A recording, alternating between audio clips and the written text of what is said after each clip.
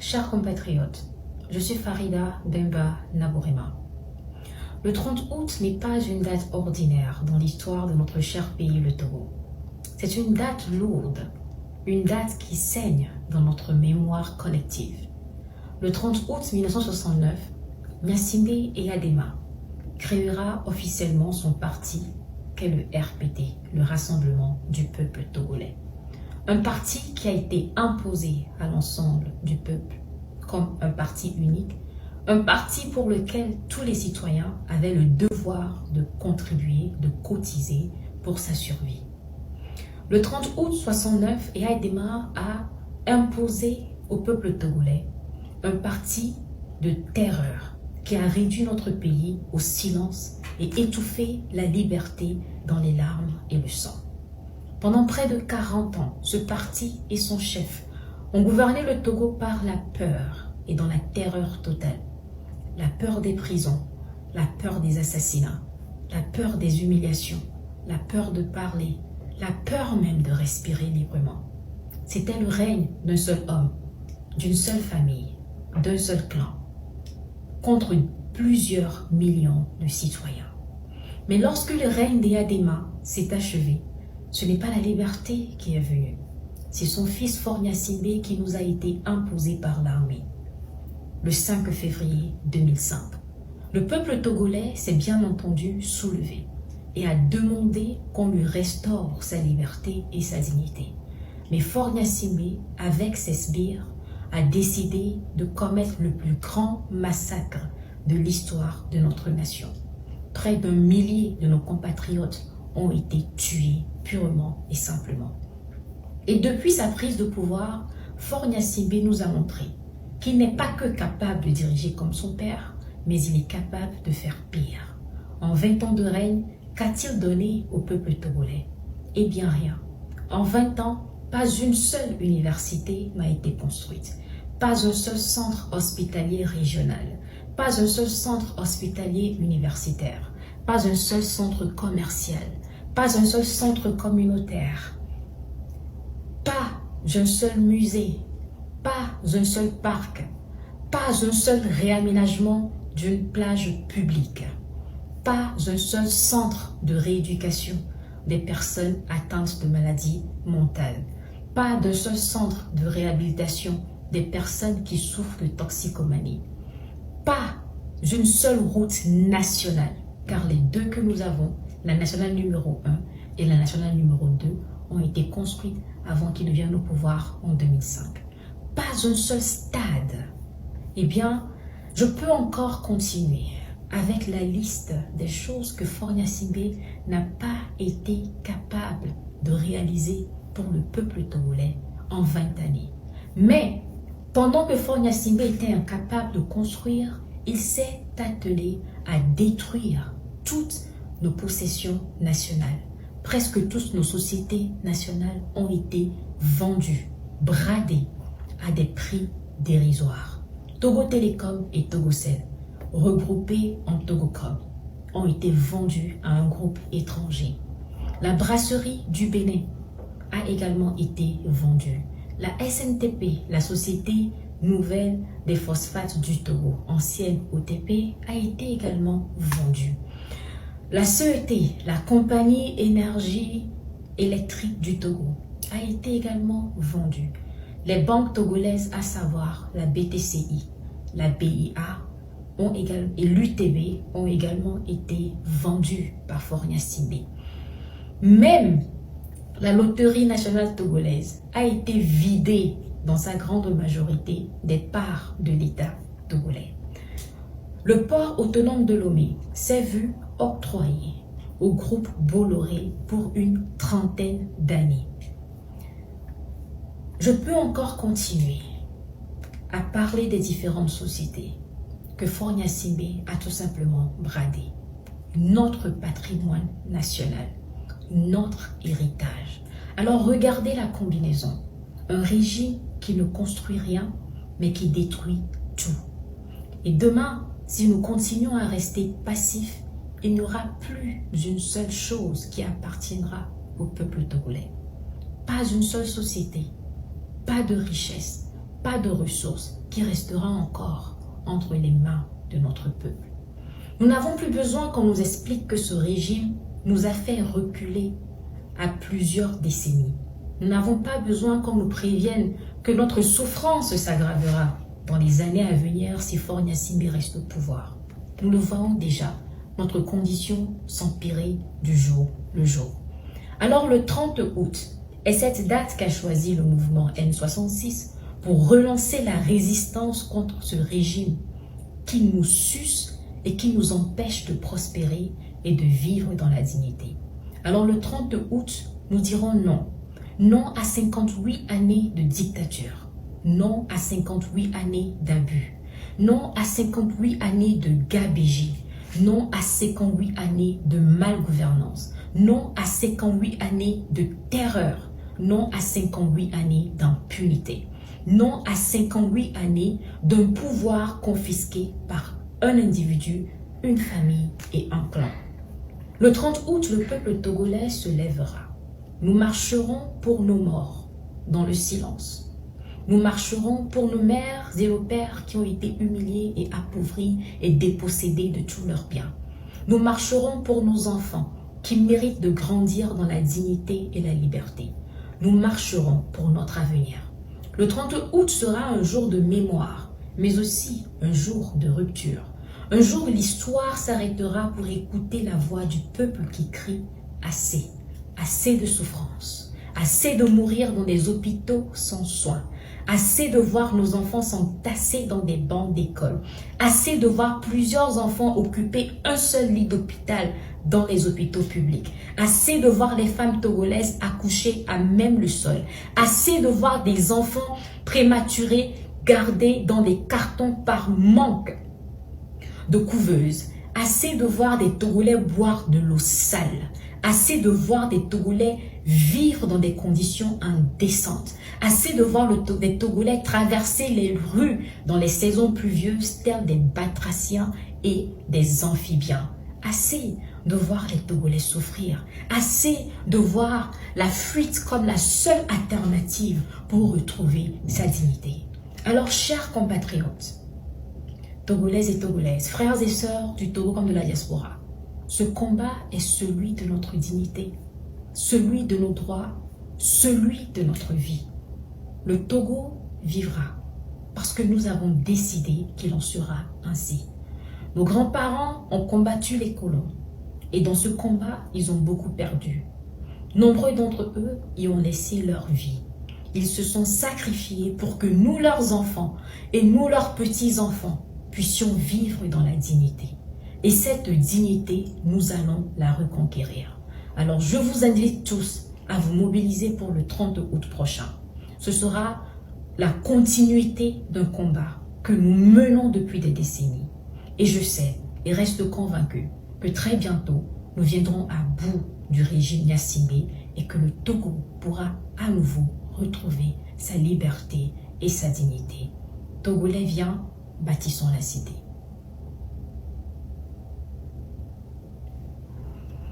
Chers frères et sœurs togolais, bonsoir. Bonsoir à toutes mes braves personnes. C'est Solim encore. Aujourd'hui, 27 août 2025, le gouvernement illégitime du Togo vient d'annoncer une soi-disant journée nationale du sport. Ce 30 août 2025, journée déjà décrétée pour la mobilisation nationale, la manifestation nationale lancée par le M66 pour revendiquer nos droits, pour revendiquer un Togo libre, pour revendiquer toutes les injustices. C'est ce même 30 août qu'ils invitent tout le monde à sortir courir. Eh bien, au-delà de réaliser le rêve d'Amron, après 20 ans de manipulation de ce régime, on ne peut que anticiper leur future propagande. La vérité, c'est qu'on connaît trop bien ce gouvernement, qu'il n'est innocent dans ce qu'ils font. Il n'y a rien d'innocent dans ce qu'ils font. Leur véritable intention, c'est de détourner notre grande mobilisation du 30 août 2025. Ils ont vu la force de notre appel. Ils ont compris que le peuple togolais est prêt à marcher pacifiquement et ils veulent brouiller brouiller les pistes. Ils savent que Madame Yakade est avec nous, que Amron rêve de marcher ce même jour et que nous serons des milliers de Togolais dans la rue, sur les trottoirs, marchant pacifiquement. Et leur stratégie, c'est quoi? Communiquer d'avance une journée de sport pour utiliser ensuite les images et prétendre dans leurs médias que cela venait d'eux. Vous avez compris leur stratégie, mais cette fois, nous n'allons pas tomber dans leur piège. Nous allons retourner leur piège contre eux-mêmes. Ils ne peuvent plus annuler leur date. Alors le 30 août, sortons tous en tenue de sport, en notre couleur favori du moment, si vous voulez. C'est une suggestion, c'est un choix. Mais avec nous, on doit amener des revendications dans les poches. Cette date du 30 août 2025 est celle du peuple. On ne va plus se laisser voler nos dates historiques. On ne va plus se laisser voler notre histoire que nous sommes en train d'écrire cette année. Celle du peuple togolais réclamant et arrachant sa souveraineté. C'est la date du peuple togolais. Alors n'oubliez pas vos revendications avec vous. Écrivez-les sur des feuilles rames, des papiers, peu importe. Libérez le Togo. Écrivez toutes vos revendications. Free Internet, libérez les prisonniers politiques, stop à la torture, nous voulons vivre, la démission de Faure et Sozimna Nyasingbe. Écrivez tout ce que vous voulez, tous vos manquements. On a droit de rêver. Pliez ces papiers, cachez-les sur vous et quand vous serez nombreux, quand vous croiserez d'autres groupes, sortez-les fièrement. Ils vont devoir fouiller tout le monde qui est sorti pour le sport. S'ils osent fouiller, filmez-les. De toutes les façons, mettez vos feuilles rames où vous savez. Le plus loin possible, montrez-les que nous ne faisons pas du sport pour leur propagande, mais que nous marchons pour notre liberté. Ils osent être plus malins que nous, ou bien ils osent croire être plus malins que nous.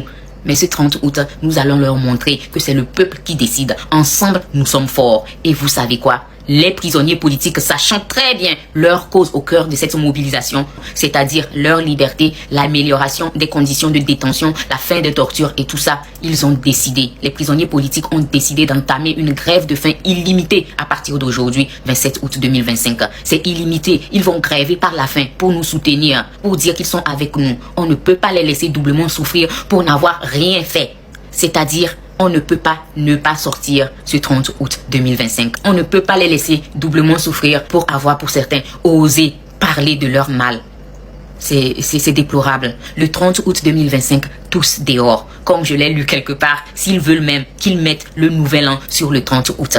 De toutes les façons, la fête aura lieu. C'est pour vous demander aussi d'avoir les yeux sur la situation du pays parce que ça ne va pas. Je ne veux pas parler de la situation au pays. Je ne m'intéresse pas à la politique. Si je veux parler de la situation au pays, c'est que je vais rentrer au pays et parler de ça. Rester à Londres et parler de la situation au Togo, ça ne change en rien la situation au Togo. Je vais vous expliquer. Je dis ça tout le temps, mais vous ne me comprenez pas. Moi, pour moi, les gens qui sont en Occident et déposent leur caméra pour parler de ce qui se passe au Togo, c'est des gens qui ne veulent pas résoudre ce qui se passe au Togo. Pour moi, les gens qui sont en Occident et sortent dans les rues de l'Occident manifester, demandant aux Occidentaux d'intervenir au Togo pour régler l'affaire du Togo, ne comprennent pas les problèmes du Togo. C'est-à-dire la situation du Togo, telle qu'elle est, ça arrange les Occidentaux. C'est les Occidentaux qui ont voulu que le Togo soit comme cela. Donc l'Occidental ne va pas intervenir au Togo pour arranger la situation du Togo pour le Togolais. C'est la France qui décide de combien d'argent le Togo a, quel budget le Togo a pour une année. C'est la France qui décide de quel budget le Togo investit dans l'éducation. C'est la France qui décide de quel budget le Togo investit dans la santé. C'est la France qui décide de quel budget le Togo investit dans les infrastructures. Et ceci à travers le FMI. C'est la France qui décide de combien ils vont débourser dans le port autonome du Togo. C'est la France qui gère le port autonome du Togo. Vous attaquez aux dirigeants togolais parce que vous ne comprenez pas la profondeur des problèmes au Togo. C'est-à-dire, regardez Ibrahim Traoré. Ibrahim Traoré a chassé la France et depuis là, ça vient en danger. Pourquoi? Parce que la France bouffait le Burkina Faso. D'accord? C'est pareil au Togo. C'est la France qui veut que le Togo soit comme le Togo est. Si vous dites que c'est les dirigeants, c'est que vous ne comprenez pas la profondeur du problème. C'est que vous êtes en train d'attaquer les flammes et non la racine du feu. La racine du feu, c'est la France. C'est les pays occidentaux qui ont pillé et qui continuent par piller. C'est eux le problème. Maintenant, ils ont leurs agents qui sont à la tête et qui exécutent et qui les servent. Et dans la majorité des pays africains, c'est-à-dire les gens qui sont à la tête sont au service de la France. Et pour cela, on peut dire que ces dirigeants aussi font partie du jeu. Mais lorsque vous sortez dans les rues occidentales, en train de demander aux Occidentaux d'intervenir au Togo pour vous aider, c'est que vous n'avez rien compris. Parce qu'il y a des lois internationales qui disent clairement qu'aucun pays n'a le droit d'intervenir dans un pays en état de non-guerre. C'est-à-dire, lorsqu'il n'y a pas de guerre, tu n'as pas le droit d'intervenir dans la politique d'un pays. Maintenant, le Togo, il n'y a pas de guerre. Lorsqu'il y a des abus des droits humains, on peut regarder là-dedans. Mais il faut d'abord qu'une plainte soit portée pour qu'on aille faire des investigations. Si vous pensez qu'il y a des abus de droits des hommes au Togo, passez par la procédure qu'il faut pour que les Occidentaux interviennent pour faire les investigations en question. Et ils ont fait. Ils ont dit qu'ils n'ont rien trouvé. Donc comprenez qu'il y a des lois qu'il faut respecter. Moi, je ne fais pas des choses pour faire des choses. Je ne fais pas des choses pour plaire aux gens. Je ne vais pas déposer ma caméra ici pour crier pour que les gens m'applaudissent. Parce que je comprends le problème. Je connais les lois qui s'appliquent. Donc je ne vais pas déposer ma caméra ici pour parler mal de la dirigeance ou de la gouvernance au Togo pour que les gens m'applaudissent. Je vais jamais faire ça. Il y a beaucoup qui sont venus m'insulter. Ouais, tu es en Angleterre, tu profites. Est-ce que tu ne veux pas que ce que l'Angleterre a, que le Togo aussi a ça? Mais je dis, c'est bête. D'abord, pour comparer deux choses, il faut avoir des éléments de comparaison.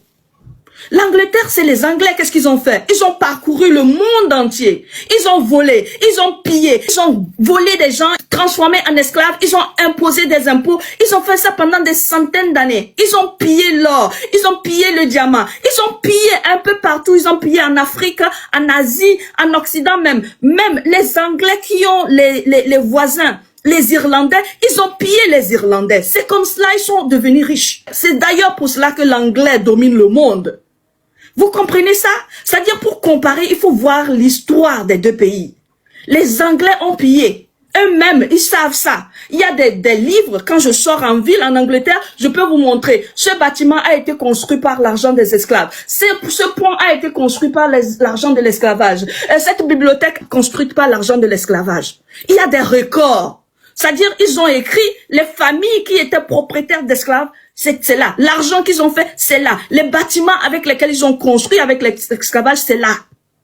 Donc ce pays a été construit sur le sang, la sueur, le vol, le pillage. Et c'est comme cela pour chaque pays européen, en majorité. On est d'accord. Maintenant, quand tu prends l'Angleterre avec ce lourd passé-là, et tu compares avec le Togo, dites-moi, quel est le pays que le Togo a dominé et colonisé? Est-ce que le Togo a dominé et colonisé un pays quelconque? Est-ce que le Togo a dominé, volé l'or du Ghana, Gold Coast, volé en Côte d'Ivoire, volé en Australie, volé en Nouvelle-Zélande, volé au Canada, volé en Amérique, volé un peu partout au monde? Est-ce que le Togo a fait ça? Mais comment osez-vous comparer un petit pays qui a une histoire propre, qui n'a pas volé, qui n'a pas pillé, qui n'a pas colonisé, qui n'a pas dominé? Vous voulez que ce pays a le même standard de vie que les pays qui ont fait ces genres de choses horribles? Que ouais, tu profites de l'Angleterre, tu profites de tout, mais tu ne veux pas que le Togo ait ça. Je veux que le Togo ait ça. Mais je comprends que ce n'est pas les mêmes pays, ils n'ont pas les mêmes histoires. C'est bête lorsque l'Afrique pense au développement, son développement est le reflet du développement de l'Occident. Nous n'avons pas les mêmes réalités. Nous avons nos forces, c'est pas les forces des Occidentaux. C'est-à-dire, l'Occident ne doit pas être l'exemple de développement. Nous n'avons pas besoin de faire les choses que les Occidentaux ont faites pour être comme les Occidentaux. D'ailleurs, même ce n'est même plus possible. Tu ne peux pas aller te lever, aller dominer une nation maintenant. Nous sommes dans l'ère avancée. Pour dominer, il faut passer par des politiques lugubres comme le franc CFA. Comprenez? Donc, de grâce, lâchez-moi avec vos histoires à 2 balles.